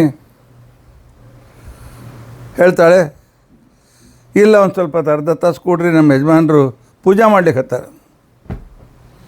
ನಾರದರಂದರು, ಇವ್ರು ಯಾರು ಪೂಜೆ ಮಾಡ್ತಾನಪ್ಪ, ಇವ ತಾನೇ ಸರ್ವೋತ್ತಮ, ಇವನು ಯಾರು ಪೂಜೆ ಮಾಡ್ತಾನೆ? ಅಂತ ತಿಳ್ಕೊಂಡಂತ ಹೇಳಿ ಹಣಿಕೆ ಹಾಕಿ ನೋಡಿದ್ರೆ ಒಂದು ಡಬ್ಬಿ, ಬಂಗಾರದ ಡಬ್ಬಿ ಇತ್ತು. ಆ ಡಬ್ಬಿ ಮೇಲೆ ಹೂವು ಇರಿಸ್ತಿದ್ದ. ಅದಕ್ಕೆ ಪಾದ್ಯಂ ಸಮರ್ಪಯಾಮಿ, ಅರ್ಘ್ಯಂ ಸಮರ್ಪಯಾಮಿ ಹೇಳ್ತಿದ್ದ. ಅಭಿಷೇಕ ಮಾಡ್ದ, ಪಂಚಾಮೃತ ಅಭಿಷೇಕ ಆಯಿತು, ತೊಳೆದು ವರ್ಷಿಟ್ಟ ಡಬ್ಬಿನ. ಆ ನಂತರ ಮತ್ತೆ ಮಂಗಳಾರತಿ, ಧೂಪಾರತಿ, ಮಂಗಳಾರತಿ ಎಲ್ಲ ಮುಗಿದ ಮೇಲೆ ರುಕ್ಮಿಣಿ ಮಂಗಳಾರತಿ ತೊಗೊಳ್ಳಿಕ್ಕೆ ಬಾ ಅಂತ ಕೊಡಂತ ಕರೆದ. ರುಕ್ಮಿಣಿ ಬಂದಳು. ಏನು ರೀ ಹೆಂಡ್ತಿನ ನಾವು ಹೆಂಡ್ತಿ ಕೊಟ್ಟು ನಾವು ಹೆಸರಿಟ್ಟು ಕರೆಯಂಗಿಲ್ಲಲ್ಲ, ಬಾರ ಬೇಗ ಬಾ ಮಂಗಳಾರತಿ ತೊಗೊಂತಂತೀವಿ. ಅವ್ನು ರುಕ್ಮಿಣಿ ಅಂತ ಯಾಕೆ ಕರೆದ? ನಮ್ಮಲ್ಲಿ ಒಂದು ನಿಯಮದ, ಗಂಡ ಹೆಂಡತಿಯರು ಬಹಳ ಪ್ರೀತಿ ಮಾಡ್ತಾರೆ. ಆದರಣೀಯರು ಪ್ರೀತ್ಯಾಸ್ಪದರನ್ನು ಹೆಸರಿನಿಂದ ಕರೆಯಬಾರದು ಅಂತದ. ಅದಕ್ಕೆ ಗಂಡನ ಹೆಸರು ಕರೆಯಂಗಿಲ್ಲ. ಅವರು ಇವರು ಯಜಮಾನರು ಬರ್ರಿ ಅಂತ ತಿಳ್ಕೊಂಡು ಇಷ್ಟ ಹೇಳಿದ್ರು. ಏನು ರೀ ಬರ್ರಿ ಅಂತ ತಿಳ್ಕೊಂಡು ಅಂತೇಳಿ ವ್ಯವಹಾರ ಮಾಡ್ತಾರೆ. ಗುರುಗಳ ಹೆಸರು ಇಟ್ಕೊಂಡು ಗುರುಗಳೇ ಯಾರೋ ಬಂದ ಅಂತ, ಅದೆಲ್ಲ ಶ್ರೀನಿವಾಸಾಚಾರ್ಯ ಯಾರೋ ಬಂದಾರಂತ ತಿಳ್ಕೊಂಡು ಅಂತೇಳಿ ವಿದ್ಯಾರ್ಥಿಗಳು ಬಂದು ಹೇಳ್ತಾರೇನು? ಇಲ್ಲ. ಯಾರಲ್ಲಿ ಆದರ ಇರ್ತದೆ, ಯಾರಲ್ಲಿ ಪ್ರೀತಿ ಇರ್ತದೆ, ಅವರ ಹೆಸರು ನಾವು ತೆಗೆದುಕೊಳ್ಳೋದಿಲ್ಲ. ಆದರೆ ಪರಮಾತ್ಮನಿಗೆ ರುಕ್ಮಿಣಿಯಲ್ಲೂ ಅವನೇ ಇದ್ದಾನೆ, ತಾನೇ ಇದ್ದಾನೆ, ತನ್ನನ್ನು ತಾನು ಕರೆದಾನ, ರುಕ್ಮಿಣಿ ಬಾ ಅಂತ ಕೊಂಡು ಕರೆದಾನ. ಯಾಕಂದರೆ ಇಲ್ಲಿ ಅವರನ್ನು ಹೆಸರಿಡಿದು ಕರೆದ್ರೆ ಆಯುಷ್ಯ ಕಡಿಮೆ ಆಗ್ತದೆ, ಗುರುಗಳನ್ನು ಹೆಸರಿಟ್ಟು ಕರೆದ್ರೆ ಆಯುಷ್ಯ ಕಡಿಮೆ ಆಗ್ತದೆ, ಗಂಡನ ಹೆಸರಿನಿಂದ ಕರೆದ್ರೆ ಆಯುಷ್ಯ ಕಡಿಮೆ ಆಗ್ತದೆ. ಆದರೆ ಪರಮಾತ್ಮ ರುಕ್ಮಿಣಿಗೆ ಆಯುಷ್ಯ ಕಡಿಮೆ ಆಗ್ತಕ್ಕಂಥ ಪ್ರಸಂಗವೇ ಇಲ್ಲ. ಅದನ್ನು ರುಕ್ಮಿಣಿ ಸತ್ಯಭಾಮ ಅಂತ ಕರಿತಿದ್ದ. ಹೋಗಲಿ, ಅದು ವಿಷಯದಿಂದ ಸ್ವಲ್ಪ ಭಾರಿ ಆಯ್ತಲ್ಲ. ಅವ್ರು ರುಕ್ಮಿಣಿ ಹೇಳಿದ್ರು, ನಾರದರು ಬಂದಾನಂತ. ಬರೀ ನಾರದರು, ಮೊದಲು ನೀವು ಮಂಗಳಾರತಿ ತೊಗೊರಿ. ಮಂಗಳಾರತಿ ತೊಗೊಂಡ್ರು. ಬಂದ ಕೃಷ್ಣ ಹೊರಗೆ. ಇಲ್ಲ ಪರಮಾತ್ಮ ನಂಗೆ ಹೇಳಲಿಕ್ಕೆ ಬೇಕು. ಏನು ಹೇಳಬೇಕಪ್ಪ? ಏನು ಹೇಳಕ್ಕೆ ಮೊದಲು ಹೇಳಲ್ಲ. ಏನು ಹೇಳ್ಬೇಕು ನನಗೆ? ನೀ ಯಾರು ಪೂಜೆ ಮಾಡ್ಲಿಕ್ಕತ್ತೀರಿ? ಪೂಜಾ ಮಾಡೋದು ನಮ್ಗಿಂತ ದೊಡ್ಡವರನ್ನು. ಪೂಜಾ ಮಾಡೋದು ಅತ್ಯಂತ ಪ್ರೀತ್ಯಾಸ್ಪದರನ್ನು. ನಿನಕ್ಕಿಂತ ದೊಡ್ಡವರು ಯಾರಿಲ್ಲ, ನೀನೇ ಜಗತ್ತಿಗೆ ಪ್ರೀತ್ಯಾಸ್ಪದ. ಆಗ ಕೃಷ್ಣ ಹೇಳಿದ, ನಾರದರು ಬರ್ರಿ, ಡಬ್ಬಿ ತೆಗೆದು ತೋರಿಸ್ತೀನಿ, ಡಬ್ಬಿ ಒಳಗೆ ಏನೋ ತೋರಿಸ್ತೀನಿ ಅಂಥೇಳಿ. ಅಲ್ಲ, ಮತ್ತು ನಾರದರು ಹೇಳಿದ್ರು, ಹೊರಗಿಂದ ಬಂದೀನಿ, ಮಡಿ ಇಲ್ಲ. ನೀವು ಜ್ಞಾನಿಗಳು ಯಾವಾಗಲೂ ಮಡಿಲಿ ಬರ್ರಿ ಅಂತ. ಹೌದು, ಮನೆಗೆ ಬಂದಿರತಕ್ಕಂಥ ಬ್ರಾಹ್ಮಣನ ಮೈಲಿಗೆ ಅಂತ ಅನ್ಬಾರ್ದು. ಪೂಜಾ ಕೂತಿರ್ತೀವಿ, ಸ್ವಾಮಿಗಳು ಬಂದರೆ ಸ್ವಾಮಿಗಳು ಸ್ವಲ್ಪ ಹೊತ್ತು ಕೂಡ್ರಿ, ನಾ ಪೂಜೆ ಮುಗಿಸಿ ಬರ್ತೀನಿ ಅಂತ ಅನ್ಬಾರ್ದು. ಹೋಗಿ ಕಾಲು ಮುಟ್ಟು ನಮಸ್ಕಾರ ಮಾಡು. ಪಾತ್ ಪೂಜೆ ಎಲ್ಲ ಆದಮೇಲೆ ಮತ್ತು ಹಾಗೇ ಕೂತು ಪೂಜೆ ಮಾಡು. ಮತ್ತು ಸ್ನಾನ ಮಾಡ್ಲಿಕ್ಕೆ ಹೋಗ್ಬಾರ್ದು. ಮತ್ತು ಸ್ನಾನ ಮಾಡಿದ್ರೆ ಅವ್ರಿಗೆ ಅಪಮಾನ. ಆದ್ದರಿಂದಾಗಿ ನಿಮ್ಮ ಮಡಿಲೇ ಇದ್ದೀರಿ ಬರ್ರಿ ಅಂತ ಕೂಡಿಸಿದ. ಡಬ್ಬಿ ತೆಗೆದ. ಒಳಗೆ ನೋಡಿದರೆ ಸೂಸ್ ಮಣ್ಣು, ಧೂಳಿ ಕಣಗಳು. ಇದೇನಿದು ಪರಮಾತ್ಮ? ನನ್ನ ಭಕ್ತರ ಪಾದ ಧೂಳಿ ಇದು. ಯಾರು ಪ್ರೀತ್ಯಾಸ್ಪದರಾಗಿರ್ತಾರೆ ಅವರನ್ನು ಹೊಗಳುತ್ತೀವಿ, ಅವರನ್ನು ಸ್ತೋತ್ರ ಮಾಡ್ತೀವಿ, ಅವರಿಗೆ ಆದರ ಮಾಡ್ತೇವೆ. ಇದೇ ಪೂಜಾ. ನನಗೆ ನನ್ನ ಭಕ್ತರು ಅತ್ಯಂತ ಪೂಜಾಸ್ಪದ. ಎಲ್ಲ ಭಕ್ತರ ಪಾದ ಧೂಳಿ ಇದ್ರೊಳಗದು. ಪರಮಾತ್ಮ ಈ ರೀತಿಯಾಗಿ ನಮಗೆ ಅತ್ರ ಭಗವತಃ ಮಂತೃತ್ವಂ ಅನ್ಯೇಷಾಂ ಮಂತೃತ್ವ ನಿಷೇಧಶ್ಚ ಸ್ವಾತಂತ್ರ್ಯಂ ಆಧೃತ್ಯೈವ ಪ್ರತಿಪಾದ್ಯತೆ. ನಾ ಅನ್ಯೋಸ್ತ್ಯಮಂತ ಏಷತ ಆತ್ಮ ಅಂತರ್ಯಾಮಿ ಅಮೃತಃ. ಇಂಥ ಪರಮಾತ್ಮ ಅಂತರ್ಯಾಮಿಯಾಗಿದ್ದುಕೊಂಡು ನಮ್ಮನ್ನು ಅತ್ಯಂತ ಭಕ್ತರನ್ನು ಪ್ರೀತಿ ಮಾಡ್ತಾ ಆ ಭಕ್ತರ ಜೊತೆಗೆ ಈ ರೀತಿಯಾಗಿರ್ತಕ್ಕಂಥ ವ್ಯವಹಾರವನ್ನು ಮಾಡ್ತಾನೆ. ಸ್ವಾತಂತ್ರ್ಯ ಪರಮಾತ್ಮನಲ್ಲಿ ಮಾತ್ರ ಇದೆ, ಉಳಿದವರಲ್ಲಿ ಇಲ್ಲ. ಆದರೂ ಪರಮಾತ್ಮ ತಾನು ಕಪಟ ನಾಟಕ ಸೂತ್ರಧಾರಿಯಾಗಿ ಇಂಥ ನಾಟಕ ಮಾಡ್ತಾನೆ. ಅವನಿಗೆ ಯಾರು ಎಲ್ಲ ಭಕ್ತರು ಬಂದ ಸ್ವಲ್ಪ ಧೂಳಿ ಕೊಡ್ರಪ್ಪ ಅಂತಂದು ಡಬ್ಬೆ ಹಾಕ್ಕೊಂಡಿದ್ದಿಲ್ಲ. ನಾರದರಿಗೆ ಹೇಳಬೇಕಾಗಿತ್ತು ಅಷ್ಟೇ, ಅಹಂ ಭಕ್ತ ಪರಾಧೀನ ಅಂತ ಹೇಳಬೇಕಾಗಿತ್ತು. ಜಗತ್ತು ನನ್ನ ಅಧೀನ, ನಾನು ಭಕ್ತರ ಅಧೀನ. ಅಂದರೆ ಭಕ್ತರು ಕರೆದಾಗ ಓಡಿ ಬರ್ತೀನಿ ಅಂತ ಅರ್ಥ. ಯೋಸೋ ವಿರುದ್ಧೋ ಅವಿರುದ್ಧೋ ಮನು ಅಮನು. ಪರಮಾತ್ಮನಿಗೆ ಪರಸ್ಪರ ವಿರುದ್ಧ ಗುಣಗಳಿಂದ ಹೋಗ್ತಾನೆ ಅಂತವನು. ಒಮ್ಮೆ ಪೂಜೆ ಮಾಡಿಸ್ಕೊತಾನೆ, ಏನಮ್ಮ ಅವ್ರ ಪೂಜೆ ಮಾಡ್ತಾನೆ. ಪರಸ್ಪರ ವಿರುದ್ಧ ಗುಣಗಳಿಂದಲೂ ಕೂಡ ಯುಕ್ತನೇ ಆಗಿದ್ದಾನೆ. ಇನ್ನು ಜ್ಞಾನಕ್ಕೆ ಮನಸ್ಸು ಬೇಕು. ಮನಸ್ಸಿಗೆ ಅಭಿಮಾನಿ ದೇವತೆ ರುದ್ರದೇವರು. ಇನ್ನು ಮನು ಶಬ್ದದಲ್ಲಿ ರುದ್ರದೇವರು ಎಲ್ಲಿಂದ ಬಂದರು? ಬರ್ತಾರೆ. ಪರಮಾತ್ಮ ರುದ್ರದೇವರಿಗೂ ಪ್ರೇರಕನಾಗಿದ್ದಾನೆ. ಏಕಾಕ್ಷರಿ ಕೋಶ ಅಂತಿದೆ. ಆ ಏಕಾಕ್ಷರಿ ಕೋಶದಲ್ಲಿ ಅಂತ ಕೊಂಡಂತಂದರೆ ರುದ್ರದೇವರು, ಅಂತಕೊಂಡಂತಂದರೆ ಮಿತ್ರರು, ಮನುಷ್ಯರು ಅಂತ ಈ ರೀತಿಯಾಗಿ ಅನೇಕ ಅರ್ಥಗಳಿವೆ. ಆದ್ದರಿಂದಾಗಿ ಮಮ್ ಅಂದರೆ ರುದ್ರದೇವರನ್ನು ಅಥವಾ ಸಕಲ ಭಕ್ತರನ್ನು ಮತ್ತು ಸಕಲ ಭಕ್ತರನ್ನು ನುದತಿ ಅಂದರೆ ಪ್ರೇರಯತಿ. ಮಂ ನುದತಿ ಇತಿ ಮನು. ಈ ರೀತಿಯಾಗಿರ್ತಕ್ಕಂಥ ಕ್ರಮದಲ್ಲಿ ವಿಚಾರ ಇಲ್ಲಿ ಬಂದಿದೆ. ಅಥವಾ ಇವರೆಲ್ಲರಿಂದ ಸ್ತುತಿಸಲ್ಪಡ್ತಾನೆ. ಅಂದರೆ ಮೇನ ಅಂದರೆ ರುದ್ರದೇವರು. ಮೌ ಮಾಹ ಪ್ರಥಮ, ಮಂ ಮಾಹ ಮಂ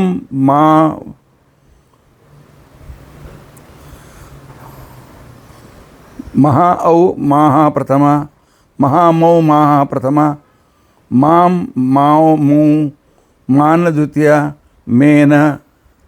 ಮೇನ ಶಂಭುನ ಮನುತೆ ಸ್ತೂಯತೆ ಇತಿ ಮನು. ಅಥವಾ ನುದತಿ ಸ್ತೂಯತೆ ಇತಿ ಮನು. ರುದ್ರದೇವರಿಗೂ ತಾನು ಪ್ರೇರಣೆ ಮಾಡ್ತಾನೆ, ರುದ್ರದೇವರಿಂದ ಸ್ತುತ್ಯನಾಗಿದ್ದಾನೆ.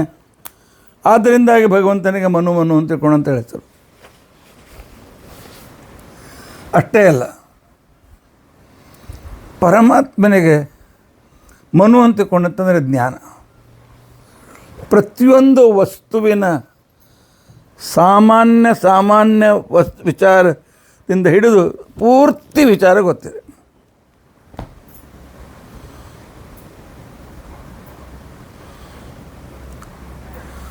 ಮನು ನಮ್ಮ ವಿದ್ಯಾರ್ಥಿಯೊಳಗಿದ್ದು ಅವ ಲೇಟ್ ಹೇಳ್ತಾನೆ, ಅದನ್ನು ಗೊತ್ತದ.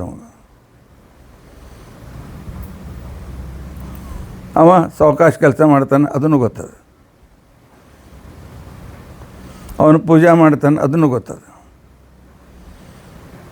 ಅವನು ಬಡಿಸ್ತಾನೆ, ಅದನ್ನು ಗೊತ್ತದ. ಪ್ರತಿಯೊಬ್ಬ ವ್ಯಕ್ತಿಯ ಸಾಮಾನ್ಯ ವಿಚಾರ ಹಿಡಿದುಕೊಂಡು ಅವನು ಮುಂದೆ ಏನಾಗ್ತಾನೆ, ಅವನ ಯೋಗ್ಯತಾ ಏನು, ಅವನ ಸ್ವರೂಪ ಶರೀರ ಏನು ಅಂತ ಹಿಡಿದು ಎಲ್ಲವನ್ನೂ ಮನುತೆ ಜಾನಾತ್ ಇತಿ ಮನು. ಎಲ್ಲರ ಸಂಪೂರ್ಣ ಸಾಮಾನ್ಯತ ಹಿಡಿದುಕೊಂಡು ಎಲ್ಲವೂ ಜ್ಞಾನ ಅವನಿಗಿದೆ. ಮನುತೆ ಸಾಮಾನ್ಯತಃ ಜಾನಾತೀತಿ ಮನು ಸರ್ವಕರ್ತ ಸುಖತ್ವತಃ. ಪರಮಾತ್ಮನಿಗೆ ಸರ್ವಕರ್ತ ಅಂತ ಯಾಕೆ ಹೆಸರು? ಆರಾಮೇನು ಸುಖದಿಂದ ಇದ್ದಾನೆ. ಅವನು ಚಿಂತೆ ಇಲ್ಲದ ಕೆಲಸ ಮಾಡ್ತಾನೆ. ಕರ್ತೃತ್ವ ಸುಸ್ಥಿರಶ್ಚಾಸು. ಇವನು ಸ್ವತಂತ್ರ ಕರ್ತ, ಆದ್ದರಿಂದಾಗಿ ಇವನಿಗೆ ಸುಸ್ಥಿರ ಅಂತೇಳಿ ಹೆಸರು. ಆನಂತರ ಸ್ಥಿರವಾಗಿದ್ದಾನೆ, ಆದ್ದರಿಂದ ಆಸ್ತಿಕ ಅಂತೇಳಿ ಹೆಸರು. ಯಾಕೆ? ಆಸ್ತಿಕರು ಪರಮಾತ್ಮನಲ್ಲಿ ಮನಸ್ಸನ್ನು ಸ್ಥಿರ ಮಾಡಿರ್ತಾರೆ. ಆಸ್ತಿಕನಾದ್ದರಿಂದಾಗಿ ಇವನಿಗೆ ಜ್ಞಾನಿ ಅಂತೇಳಿ ಹೆಸರು. ಇವನಿಗೆ ವಿಜ್ಞಾತ ಅಂತ ಕೂಡ ಹೆಸರು, ಇವನೇ ಹರಿ ಅಂಥೇಳಿ ಪರಮಸಾರ ಅಂತ ಅನ್ನೋ ಗ್ರಂಥವನ್ನು ಈ ಅರ್ಥವನ್ನು ನಮಗೆ ತಿಳಿಸಿಕೊಡ್ತಾರೆ. ಇದನ್ನು ಛಾಂದೋಗ್ಯೋಪನಿಷತ್ ಭಾಷೆಯಲ್ಲಿ ಆಚಾರ್ಯ ಹೇಳ್ತಾರೆ. ಭಗವಾನ್ ವಿಷ್ಣು ಸಾಮಾನ್ಯ ಜ್ಞಾನ ರೂಪಕ. ಪರಮಾತ್ಮ ಸಣ್ಣ ಸಣ್ಣ ವಿಚಾರಗಳನ್ನು ಪೂರ್ತಿಯಾಗಿ ಎಲ್ಲವನ್ನು ತಿಳಿದುಕೊಂಡಿದ್ದಾನೆ. ಆದ್ದರಿಂದಾಗಿ ಭಗವಂತನಿಗೆ ಮನು ಅಂತ ತಿಳ್ಕೊಂಡು ಅಂತ ಹೇಳಿ ಸರ್. ಪರಮಾತ್ಮ ನನ್ನ ಜ್ಞಾನಿಗಳು ಯಾವಾಗಲೂ ಸ್ತೋತ್ರ ಮಾಡ್ತಾರೆ. ಮನನ ಅಂತಿಕೊಂಡಂತಂದರೆ ಸ್ತೋತ್ರ. ಮಹಾ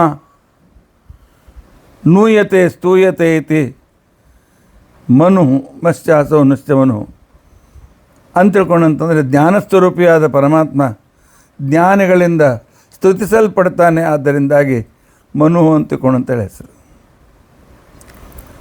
ಪರಮಾತ್ಮ ಸ್ವತಃ ಸಂಹಾರಕರ್ತ ನರಸಿಂಹಾದಿ ರೂಪದಿಂದ, ಆ ನಂತರ ಯಮನಲ್ಲಿ ಇದ್ದು ರುದ್ರದೇವರಲ್ಲಿದ್ದು ಅವ್ರ ಕಡೆಯಿಂದ ಸಂಹಾರ ಕಾರ್ಯವನ್ನು ಮಾಡಿಸ್ತಾನೆ. ಮಾ ಶಬ್ದಕ್ಕೆ ಲಯ ಅಂತಿಕೊಂಡಂತ ಹೆಸರಿದೆ. ಲಯಕರ್ತೃತ್ವಾತ್ಮ ಮುನ್ನೋದತಿ ಪ್ರೇರಯತಿ. ಸಂಹಾರ ತಾನೂ ಮಾಡ್ತಾನೆ, ಸಂಹಾರಕ್ಕಾಗಿ ನಿಮಿತ್ತರಾದ ದೇವತೆಗಳಿಂದಲೂ ಮಾಡಿಸ್ತಾನೆ. ಆ ನಂತರ ಪರಮಾತ್ಮ ಜಗತ್ತನ್ನು ಸೃಷ್ಟಿ ಮಾಡ್ತಾನೆ. ಸೃಷ್ಟಿ ಮಾಡ್ತಾನೆ ಯಾಕೆ? ಮಕ್ಕಳನ್ನು ಸೃಷ್ಟಿ ಮಾಡುವ ತಂದೆ ತಾಯಿಯಲ್ಲಿ ಇದ್ದು ತಾನೇ ಸೃಷ್ಟಿ ಮಾಡ್ತಾನೆ. ತಾನೇ ತಂದೆಯಲ್ಲಿ ಇದ್ದು ತಂದೆ ವೀರ್ಯದಲ್ಲಿಟ್ಟುಕೊಂಡು ತಾಯಿಯ ಗರ್ಭದಲ್ಲಿದ್ದು ಆ ನಂತರ ಅಭಿವ್ಯಕ್ತನಾಗಿ ಕಂಬದಲ್ಲಿ ಅಭಿವ್ಯಕ್ತನಾದಂಥ ಅಭಿವ್ಯಕ್ತನಾಗಿ ಆಮೇಲೆ ಪರಮಾತ್ಮ